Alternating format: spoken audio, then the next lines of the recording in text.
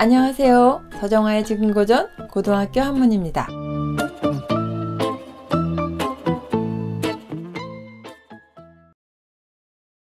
신체 발부는 수지 부모이니 신체와 털럭과 피부는 부모에게서 받은 것이니 불감 회상이 효지시야요. 함부로 다치지 않게 하는 것이 효의 시작이고 입신행도하고 양명어 후세하여 몸을 세워 도를 실천하고 이름을 후세에 드날려 이현 부모가 효지 종냐니라. 그렇게 함으로써 부모님을 드러나시게 함이 효의 끝마칩니다. 이 글은 효경의 개종명의장 글입니다. 몸신, 몸신자. 쉬운 글자죠? 일단 다음 또 몸체도 같이 보겠습니다. 몸체. 보통 이 본문에서 신체라고 돼 있잖아요. 같이 뭉뚱그려서 썼는데 몸신자와 몸체자는 한자 자체에서는 구분을 해서 봐야 하는데요. 몸신자의 옛날 고대 각골문 글자를 보면 물론 금문도 이와 유사하게 돼 있습니다. 사람의 측면 모습에 배가 볼록 나온 게 이제 묘사되고 있습니다. 일설에서는 이게 이제 임신한 여성을 표현한 글자라고 하는데 그보다는 이제 사람의 외형적인 모습이 강조돼서 표현된 글자로 보여집니다. 그래서 이 몸신자에는 뭐 신분 또는 자기 자신 이런 의미가 내포되어 있기 때문에 외형과 그 속에 담긴 인격으로서의 몸을 나타내는 글자가 되겠습니다. 반면 몸체자는 그 몸 덩어리 자체를 의미합니다. 그래서 물체, 본체 할 때도 체자가 몸체자가 들어가죠. 이 몸체자 구성 요소를 보면 뼈 골자하고 풍성할 풍자로 이루어졌어요. 몸 안에 꽉꽉 채워진 그 부피를 갖춘 실체로서의 몸을 나타내는 글자가 되겠습니다. 똑같은 몸이지만 그 뉘앙스에 다소의 차이가 있으니까 그 점을 생각을 하면서 번역을 하면 좀 이해가 될 것 같습니다. 털럭발, 머리털 발. 이 글자는 머리털이 늘어질 표자하고 개가 달아날 발자 이렇게 두 가지로 구성이 됐습니다. 개가 달아날 발자가 성부가 되겠습니다. 음이 똑같습니다. 그리고 머리털이 길게 늘어질 표자가 의미가 되겠습니다. 이 자체가 긴 장자에는 머리를 길게 늘어뜨린 모습이 있고 이 털럭 삼자 이 자체도 이제 머리털럭, 몸에 난 털럭 이런 걸 의미하는 글자가 되겠습니다. 그래서 이게 머리털이 길게 늘어질 표자, 머리털이 길게 늘어지다라는 것이 이제 의미부가 되겠습니다. 자, 개가 달아날 발자에서 좀 더 추가된 글자를 조금 더 보고 넘어가겠습니다. 이 개가 달아날 원래 개견자가 이렇게 생겼잖아요. 여기에 여기 삐침 하나가 더 있는 겁니다. 이렇게. 정확하게 다시 그려보면 이렇게 된 상태에서 좀 밑으로 한 획을 긋고 일단 여기까지가 개견자 맞죠? 여기에서 한 획이 더 이렇게 해서 여기 이제 하나 세 번째 획이 좀 더 밑으로 내려왔을 뿐이에요. 이게 개가 다리 하나가 더 그려진 거예요. 엄청 빠르게 달리는 그런 모양을 형상한 글자가 되겠습니다. 개 달아날 발자에 왼쪽에 손수자가 들어가면 뽑을 발자예요. 음은 똑같이 발이 되는데 손이 들어갔기 때문에 뭘 뽑아내다 할 때 뽑아낼 발자예요. 발탁하다, 선발하다 할 때 이 발자를 씁니다. 그리고 이 자리에 발족자가 들어가면 짓밟을 발자가 되겠습니다. 개 달아날 발자가 역시 이제 성부가 되니까 음은 발이고 이 발족자 때문에 뭔가를 밟다, 짓밟다 할 때 발이 되겠습니다. 발호하다, 역적이 바로 하다 할 때 그 발자가 이 발을 씁니다. 살갑부, 피부부, 술독 로자하고 고기 육자로 구성이 됐습니다. 요 밑에 달월자처럼 보이는 게 이제 고기 육이 되겠습니다. 우리 몸과 관련된 거에는 이제 특히 붓으로 쓰이죠. 고기 육자가 고기 육자가 붓으로 쓰일 때는 마치 달월처럼 보입니다.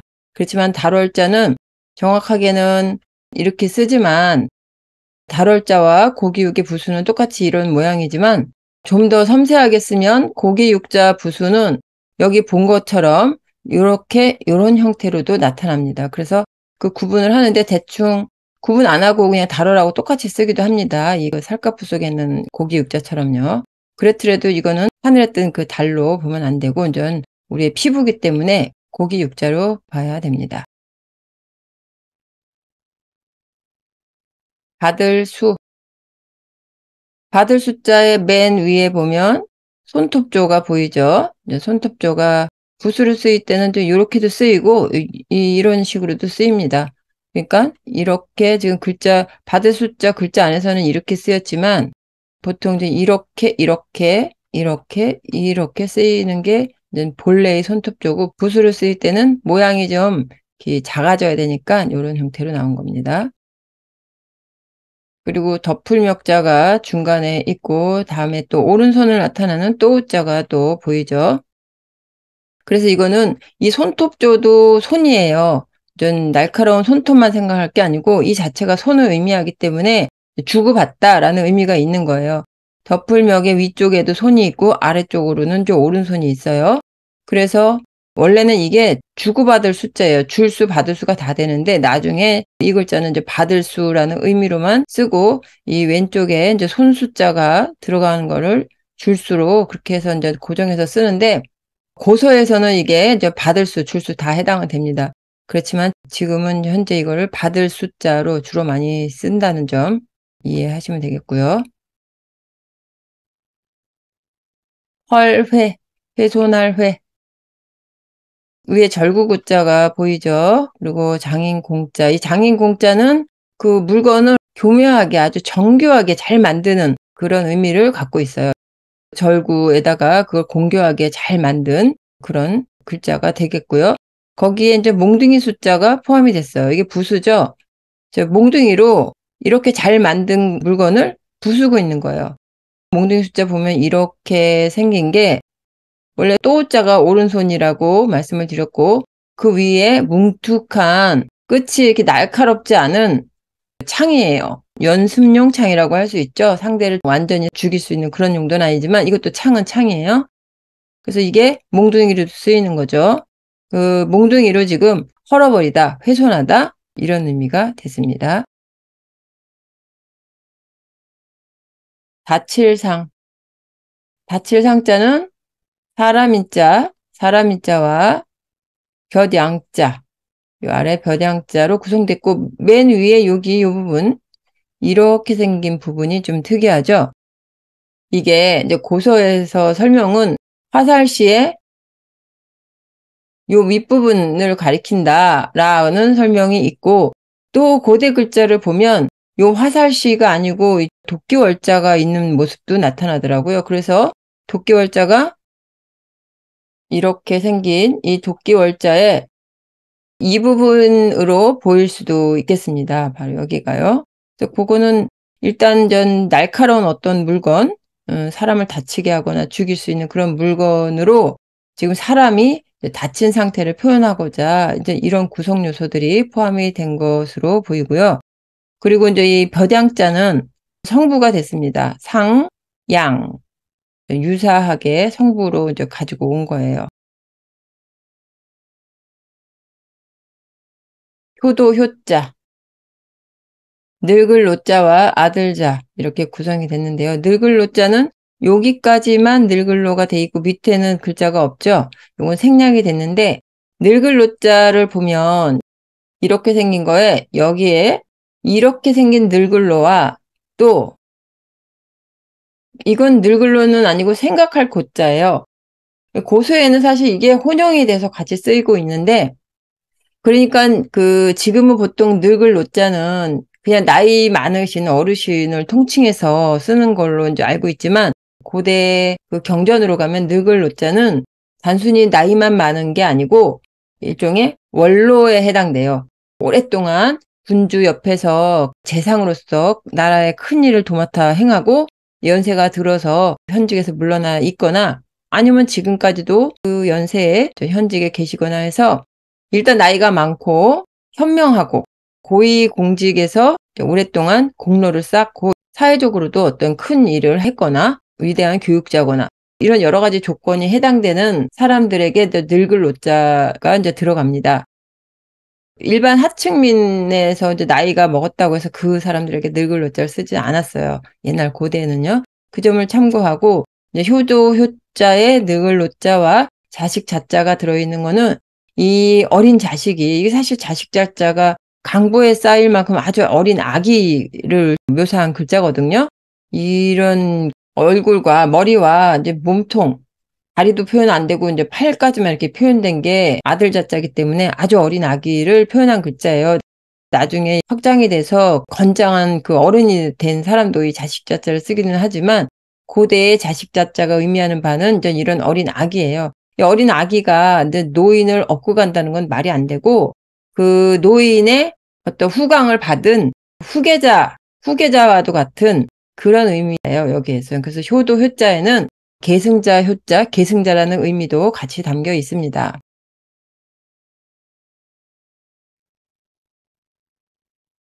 날릴 양. 벼장자가 성부를 맡았죠.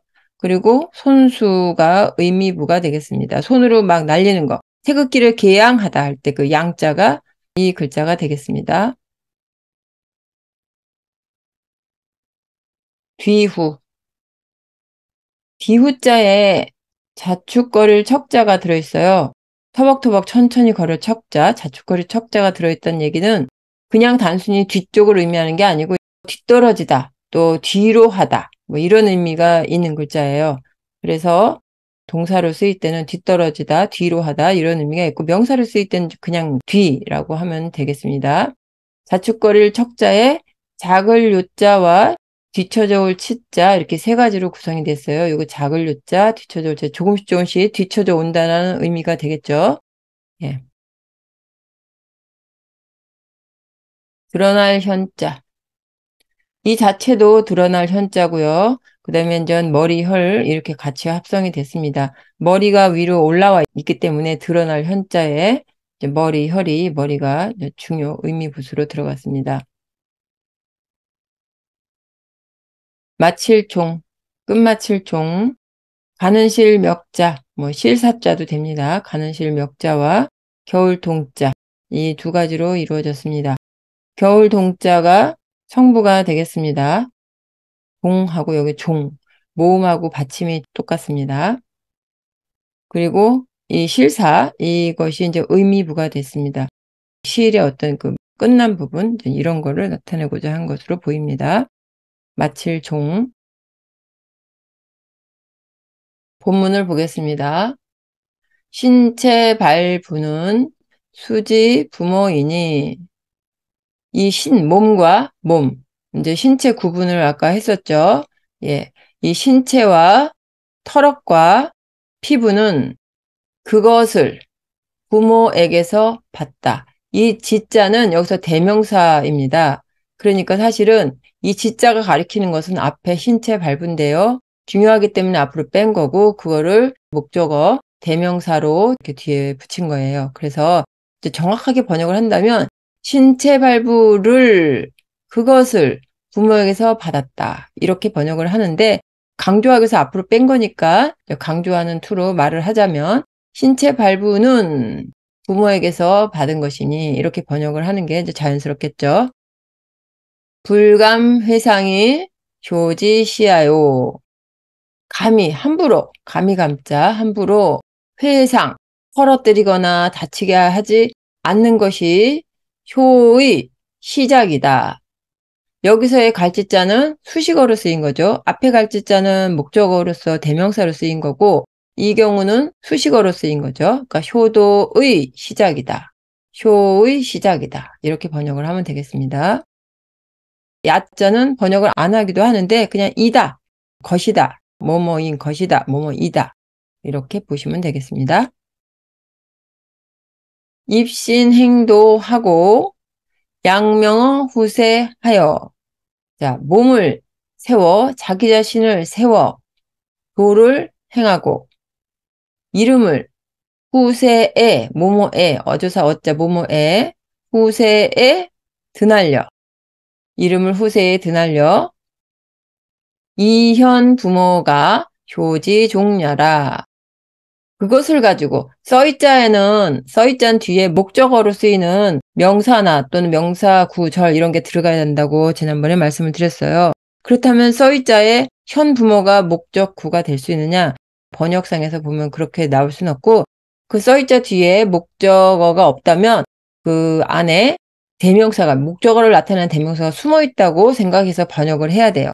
그래서 이 경우는 그것을 가지고 써있자 뭐뭇으로써 그것으로써 부모를 드러낸다 이렇게 번역을 하면 되는데 그것으로서의 그것이 뭘까요? 바로 이 앞부분이겠죠. 입신행도 하고 또 양명후세하고 이제 이것들을 가지고 그것들로써 부모를 드러냄이 효의 끝마침이다. 갈지자 똑같이 효지시야하고 효지종려하고 똑같은 그 용법이에요. 수식어로 번역하면 되겠습니다. 그러니까 위에 입신행도 하고 양명후세함 이것을 가지고 그것으로써 부모를 드러냄이 효의 끝마침이다. 다시 한번 읽겠습니다. 신체 발부는 수지 부모이니 불감회상이 효지시야요. 신체와 털업과 피부는 부모에게서 받은 것이니 함부로 다치게 하지 않는 것이 효의 시작이고 입신행도하고 양명어 후세하여 이 현 부모가 효지 종려라. 몸을 세워 도를 실천하고 이름을 후세에 드날려 그로써 부모님을 드러나시게 함이 효의 끝마침이다.